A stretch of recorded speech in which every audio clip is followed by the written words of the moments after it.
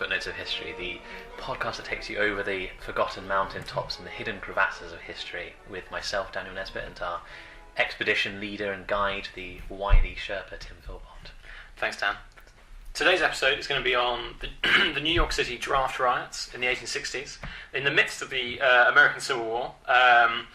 So the American, just for a bit of context, the American Civil War was from 1861 to 1865, and the riots happened literally right in the middle of it in July 1863. Do you want to? Yeah, I mean, tell us some facts? Yeah, well, no, but maybe not facts, but I think maybe it's a good starting point would be New York itself. You know, what was it like? So New York at the time, it's quite things just developing into what we might recognise it as today. So at that time, it was the largest city in New York. Although interestingly, it hadn't actually. New York was the largest city in New York. Oh yeah, that was the point. Well, New York State, and more widely, you're right. in fact, Sorry, because in fact Brooklyn was a separate city at that point. Oh wow. Yeah, and more widely, it was the largest city in America as well. Yeah. Okay.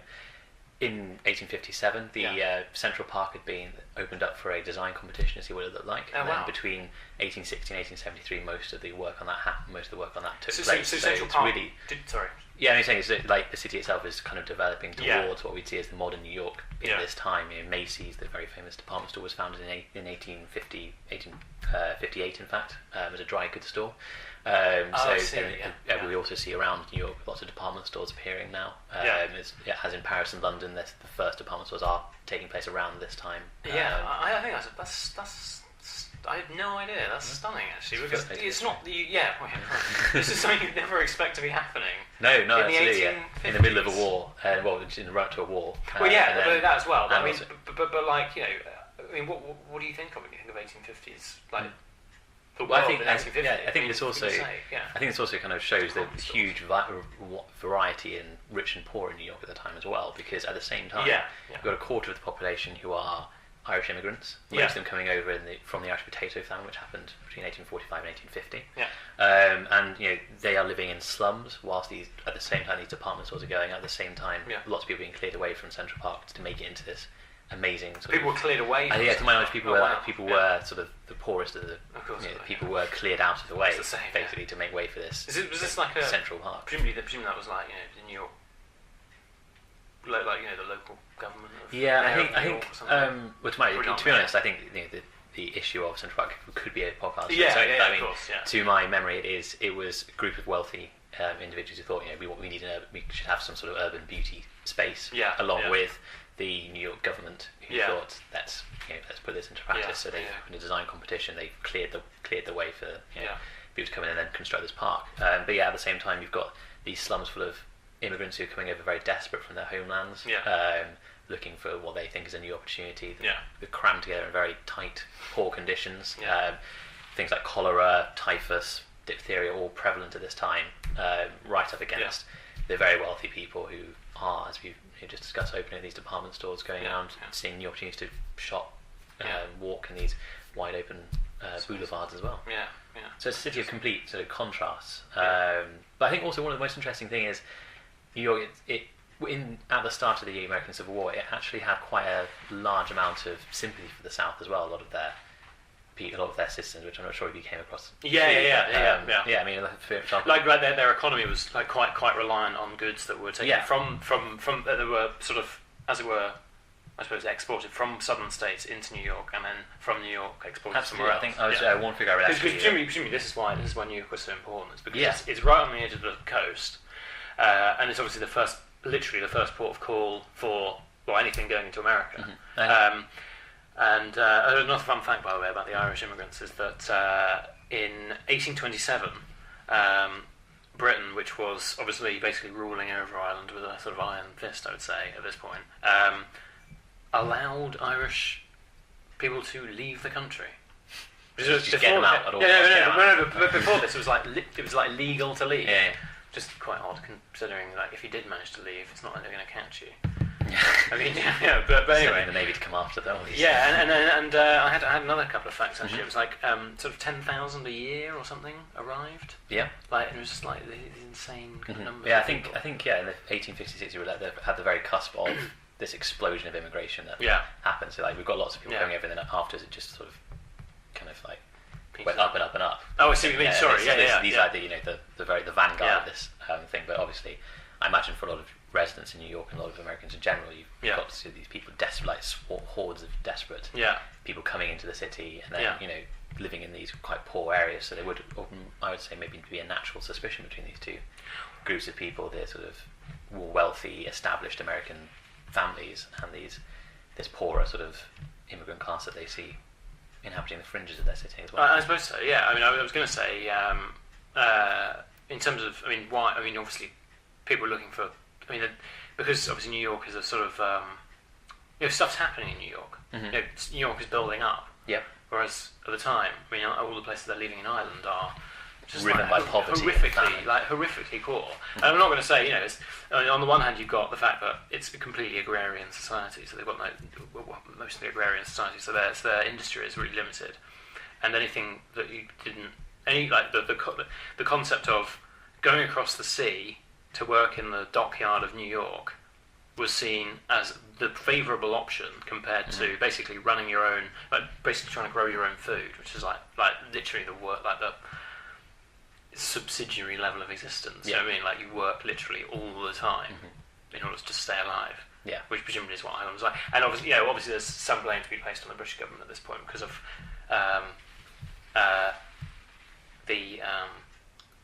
I get the. I don't know. I should really know the details on this, but essentially, the normal crops like wheat and all the other crops that Ireland was growing would have made money like they did in Britain or elsewhere were basically being confiscated by taxation and so on. So Ireland was sort of stuck in this rut. Yeah. Never-ending cycle. Of giving up food, not having enough food. Exactly. Yeah, and obviously, this eventually led them to rely too much on the potato, which again during the potato famine destroyed them. Yeah, destroyed quite a lot of lives. But anyway, sorry. Yeah, no, absolutely. And then they obviously come into the city that a lot of them work, I think, probably in the docks as well. Interesting fact, actually, going back to the moving more towards the American Civil War and more towards the South and North squaring off against each other. We always said New York was quite heavily reliant on southern exports, and southern products to keep it running. I think one thing I did actually spot was 50% of its exports were southern cotton. Oh wow! Time. Really? And also it supplied a lot of the textile mills in the wider state as well. And so we've got so to give a picture of New York, as we just said, we've got some hands we've got very rich people, we've got quite well off elites, you could say, with their newfangled innovations, and at the same time you've got a huge class of desperate people coming in. It's almost like there's sort of a class of people who aren't they're not just buying, they have enough disposable income to start buying. What would you say dry goods are exactly? So basically would have been clothing and stuff. So it makes sense. So dry goods in the American context is clothing and textiles essentially. That's really interesting because that is definitely a step up from what you would see as the basic stuff. Like food, they said. Dry goods, as in the dry goods of food type. Anyway, sorry. So how was this? Presumably, it wasn't like a completely peaceful situation.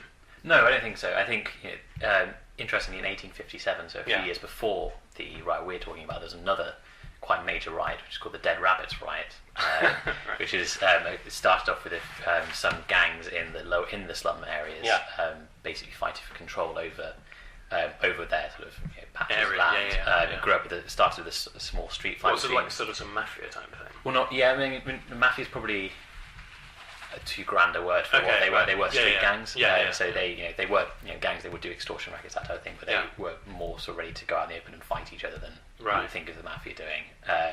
So this is like, I think it was actually the Dead Rabbits were an Irish sort of immigrant gang. I see. That time, and they usually fought with the other ones, sort of naturalised American gangs as well. So this is what this riot started off with: the Dead Rabbits attacking another gang, and then it grew and grew and grew until it went on for a couple of days and had to be put down by the civil militia at that time. Because they didn't have police, right, at this point? No, the police were still in the quite embryonic phase at that point. They did have them, but I think they also had different police forces. Didn't always talk to each other or get on that well. So you had like the Metropolitan Police, municipal police as well. Right. Different people under different authorities. So this is in New York. This is in New York. So it's like kind of a far cry from what we have now. Yeah, of course. But it definitely was a city where there were prevalent. There was in areas there were definitely gangs who were very prevalent. There was we've seen 1957, there was a riot that had to be put down by the army, by the militia. And also, we also keep going back to this point that actually in New York there were certain people who had quite strong sympathies with the South as well. Yeah. We can't forget that. The mayor, at the outbreak of the war, the mayor at the time, Fernando Wood, actually said that New York should secede from the Union and become a neutral state between the two. Oh, really? And I That's think interesting. each state, he said, of triinsular, although... What does that mean? I see, as in that's what the state should be called. I mean, it's worth saying that he wasn't, not a huge amount of people actually supported him in this, and I think most people thought it was quite a balmy idea. Yeah, but I mean, it's interesting to see that there was actually that feeling in there. Yeah. So it wasn't always, the city wasn't always fully behind the war effort, even at the very start. Yeah. Interesting. Maybe if we move on from there to the immediate causes of the riot. Okay. So, we've painted a little bit of a picture of New York, a city of contrast, city of rich, poor, emerging sort of modern elements and immigrants as well. But also, as we've seen there, violence lurks just beneath the surface as always, and also there's this element of support for the South as well running through it, or at least, at the very least, not 100% support for the Union.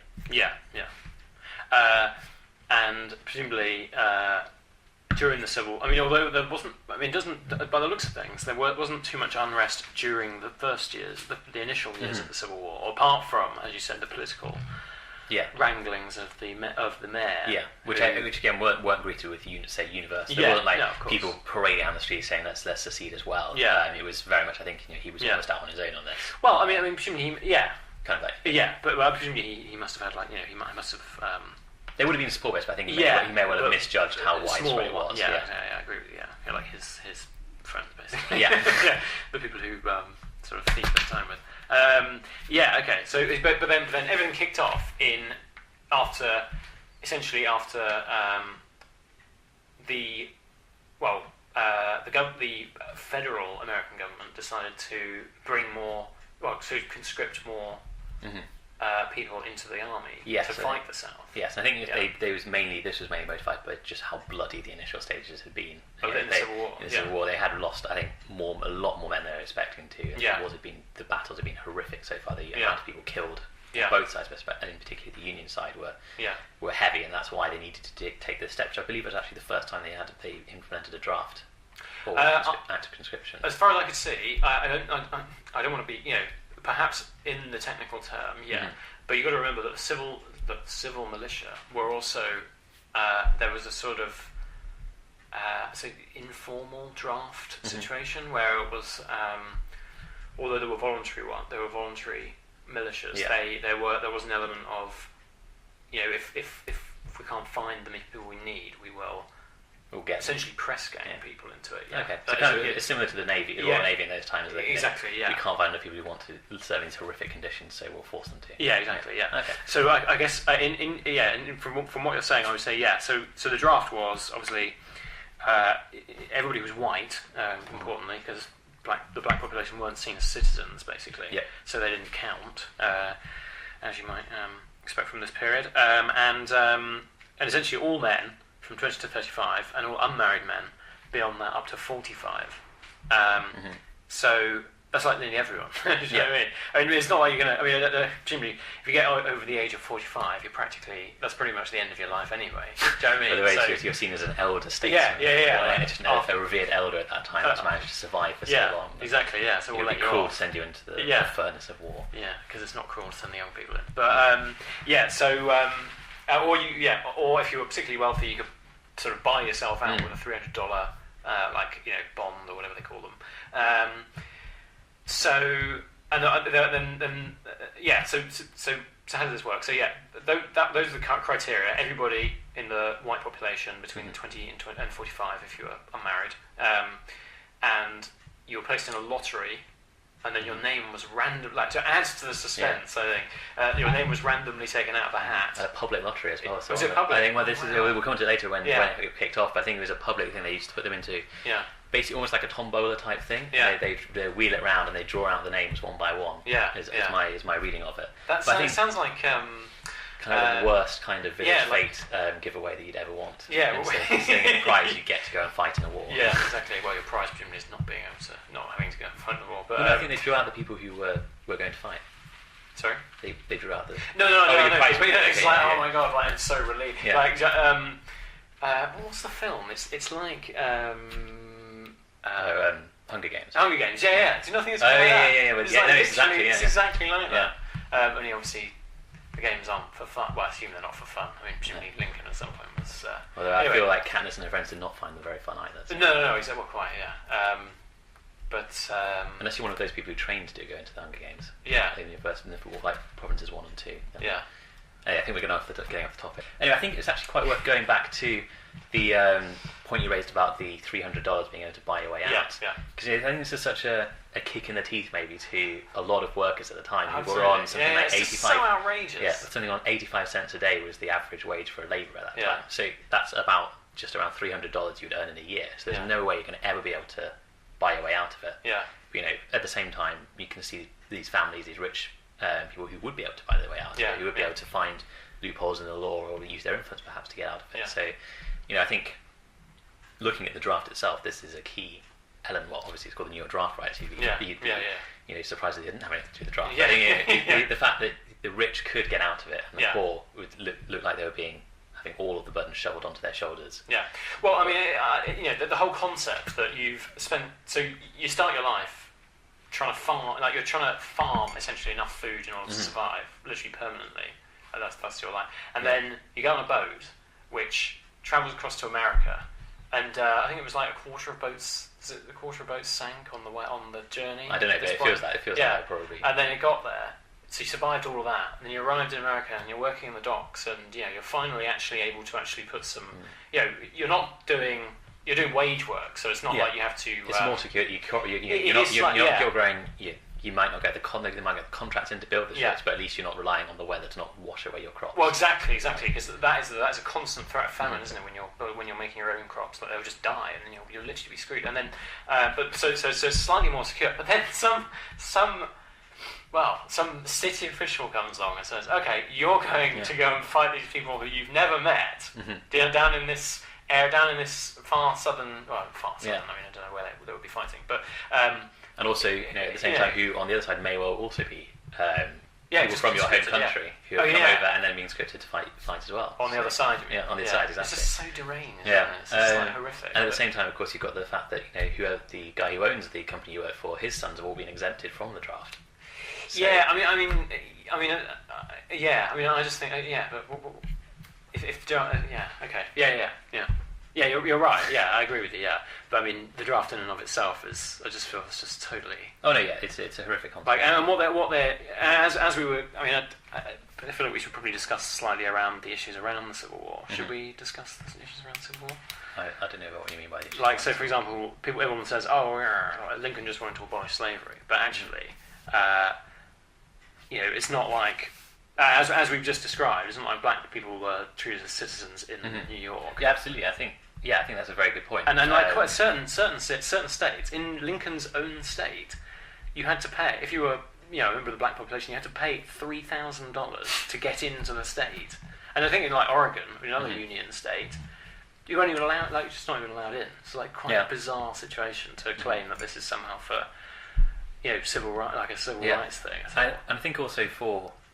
Going back to the imagining you are a dock worker or whatever, you've managed to come here, get this job, but also at the back of your mind, you've now got this idea that you're getting a huge influx of probably cheaper labour coming in because you've seen that there's emancipation has freed up all these new potential competitors for your job. So not only have you got this job, you now think it's under threat, and also you're going to have to go and fight for what you see as these people who could come and take your job essentially whilst you're away. So I think that's another it's a very potential factor in this growing resentment that people have towards the draft, towards fighting for the Union, towards fighting for the idea of abolition. Yeah, and I think the modern history of this kind of does. Well, I say modern. I mean the popular history of this period does actually sort of gloss over these facts. Yeah, they're very much more confused than people seem nuanced. I would say more than people think. Yeah, definitely. I think nowadays people tend to think the American Civil War is the pure North against the impure South. Yeah. Whereas when you scratch the surface, almost you get these sort of resentments from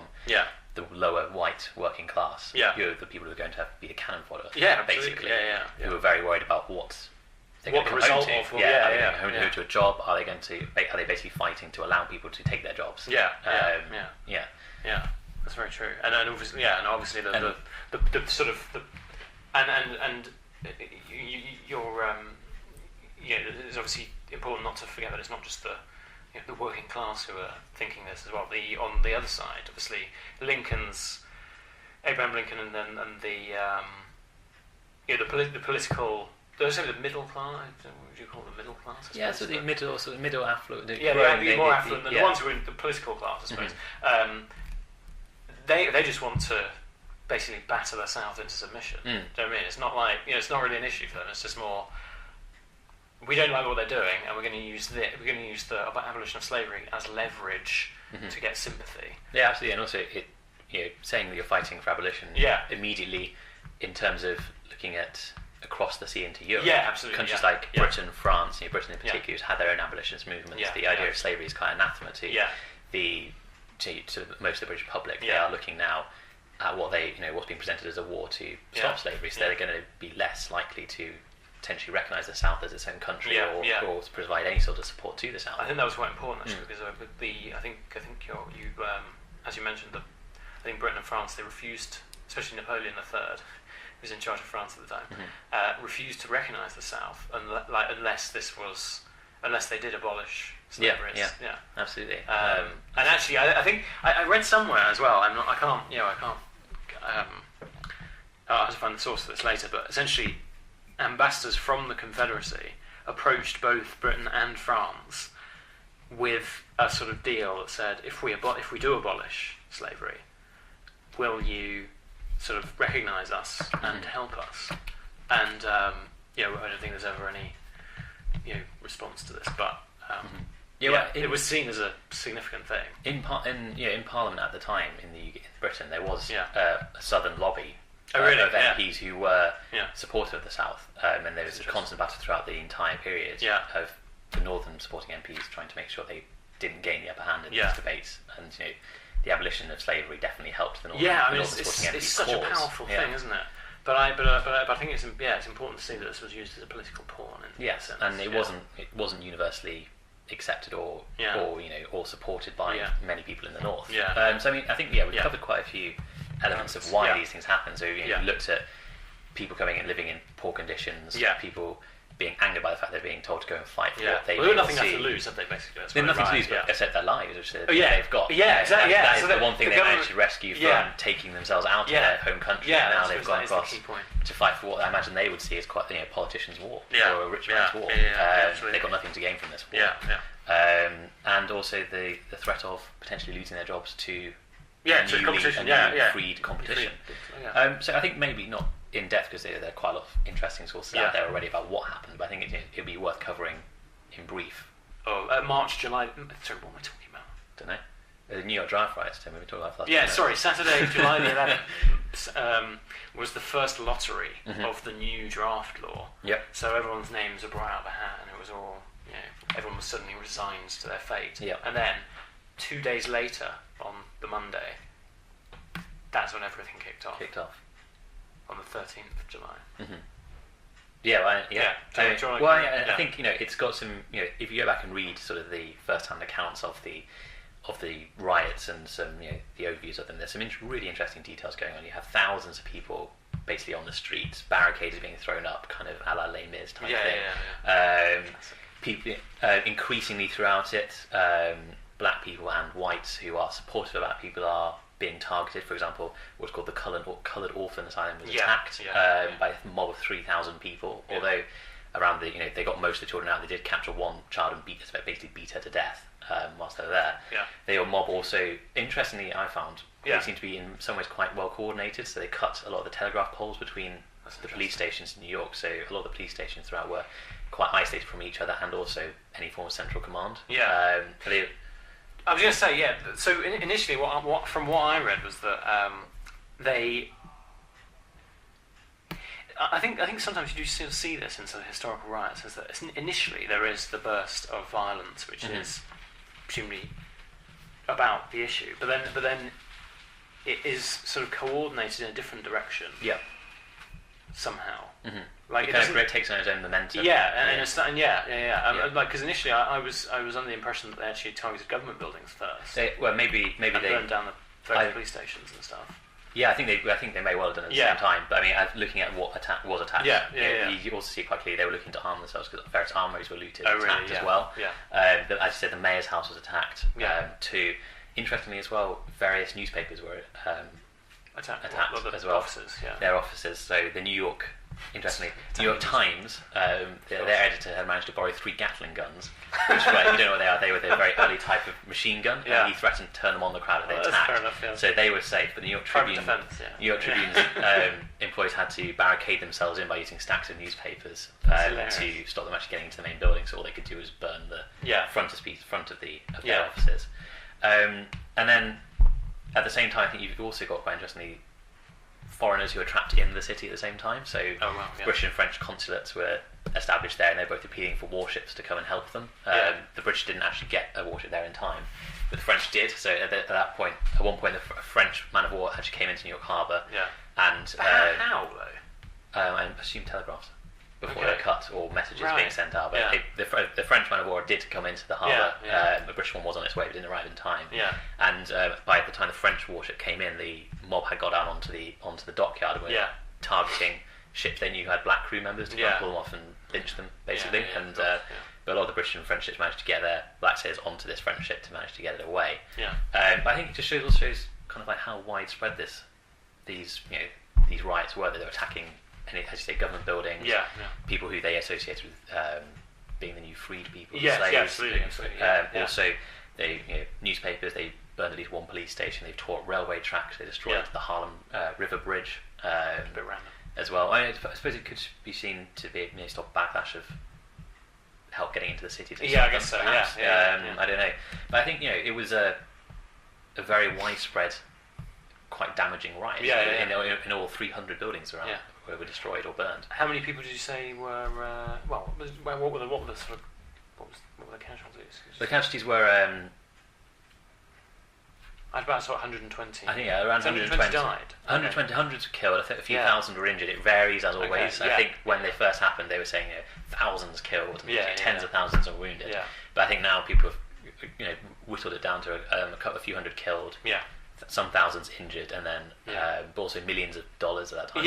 Damage was done to the buildings in the city, and the ships, and also his ships. Stuff, I think cargo. He also had this kind of, I think, the psychological thing as well. The interesting thing is that you had American warships coming into the harbour as well, training their guns onto Wall Street to stop them getting into the financial sector. Really? The rioters as well. The idea that in the height of a war, you're having to bring your own troops and own war kind of assets in to quell your systems. And I think the very same ones who were going to be sent to the war. Yes, absolutely. And they ended up with something like 10,000 soldiers on the streets trying to quell these riots, both infantry and artillery as well, which they eventually managed to disperse the rioters. But that's what it took. Ships in the harbour, artillery units and regiments of infantry soldiers coming in, basically enforcing calm onto the city. It's kind of horrific, really, isn't it? Very horrific. Welcome to America.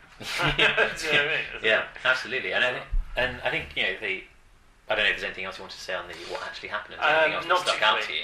Well, there was one thing. I mean, and I think we talked about this earlier, but it's a summer. It's like summer.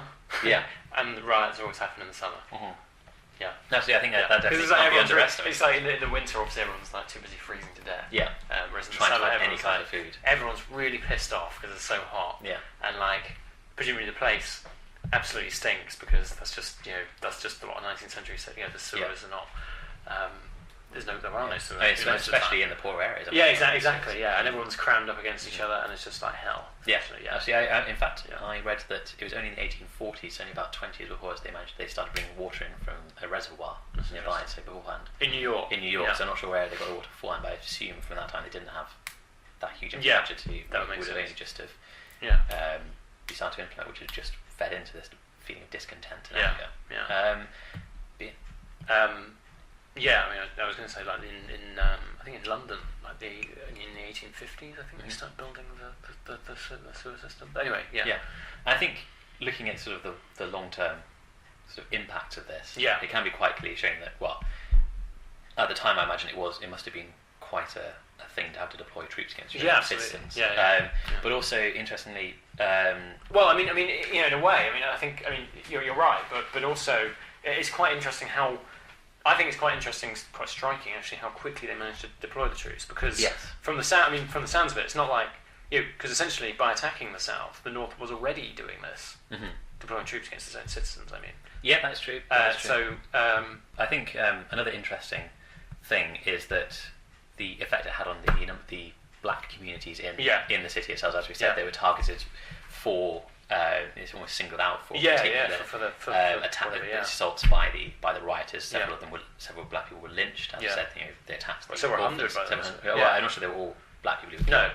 But they were definitely targeted. They were looking for them on the ships. Yeah, and you had black crew members. They were attacking the orphans asylum that catered to black people. Yeah. And I think there's been estimated around 20% of the black population in New York moved out to cities like Brooklyn, obviously, which was separate to New York at the time. And other cities in the nearby area. So it definitely had a longer term impact on the demographics of the city as well. As an event. Yeah, I think as well. It's almost like it established. I mean, I don't want to be sort of generalising, but like it almost established New York even more so as a sort of Irish enclave in America. The gangs on the docks, the gangs that you were talking about earlier. From what I know about the way that docks worked, essentially controlled the employment in the docks via almost a sort of mafia style. If we know you, if you're part of our family, then you're in. Otherwise, stay out. They were very split on ethnic. Absolutely. National lines. I think, in a way, like as we were saying, it's almost if you've got one class of people like the black population are considered not citizens. All of your if you've got nothing else, no material possessions, your status is literally that's all your status. You're just white, therefore you're. You know what I mean? Like you're essentially fighting for your status above this other class. So it's a bit, I agree with you. Yeah, it is almost entirely an ethnic sort of thing. Yeah. So any final thoughts on the draft at all? Well, I think it's significance. Only that or lack thereof. Exactly. Only that it sort of slightly punctures the sort of balloon of popular thinking about the Civil War. I think it's quite an important sort of a stumbling block in the sense that the North is all we're anti-slavery, blah blah blah. We want to fight on behalf of abolition and so on. But it's not to say that there wasn't anything like that. But there was a significant population in this specific place who were very much. Yeah, it's never just as simple as one. Yeah, exactly. An entire part of a country against another part. There's always going to be these, as you said, enclaves of discontent. And I think this is a very clear example that what we've come to believe in terms of this. The tradition, monolithic northern support of abolition isn't entirely there. Yeah, absolutely. Do you have any further reading you think for people who's interested in the subject? Okay, I think go on. Yeah. I have a couple. There's one that's is one of my favourite books actually. Is by a historian called Amanda Foreman. It's called World on Fire. Okay. And it's generally more looks at how Britain was during the American Civil War. But there's a very good sort of 10-page brief summary of what happened in the draft riots and some good detail on the events. Also, for anyone rather watching a film, Gangs of New York is set in the lead up to the riots and actually culminates with the riots themselves. So it's quite good for an interesting look at the time period. Obviously, there's lots of heavy fictionalisation in there, but it's a very enjoyable film. Well, enjoyable is probably the wrong word because it's got a lot of horrific violence, but it's good. Enjoyable in the sense that it's sort of educational. Yeah. Nominated for 10 Oscars, I believe, as well. So actually pretty decent. With a very good performance from Daniel Day-Lewis. Miles away from his performance as Abraham Lincoln as well. But yeah, also the book that's based on called Gangs in New York by Herbert Asbury is also pretty good for looking at the conditions in the city too. So any of those, and also there's quite a lot of material online now. Looking at online, you can see good summaries of it. Also quite a few first-hand accounts as well of it on there. So if you're interested, definitely have a look. Google is your friend for this one, I think. Thanks for listening to Footnotes of History. For more episodes, visit footnotesofhistory.com and subscribe. Or, if you want to suggest an episode to us, email us on episodes@footnotesofhistory.com. You can also follow us on social media @FOH Podcast for Twitter, and we're also on Instagram and YouTube. Thanks for listening.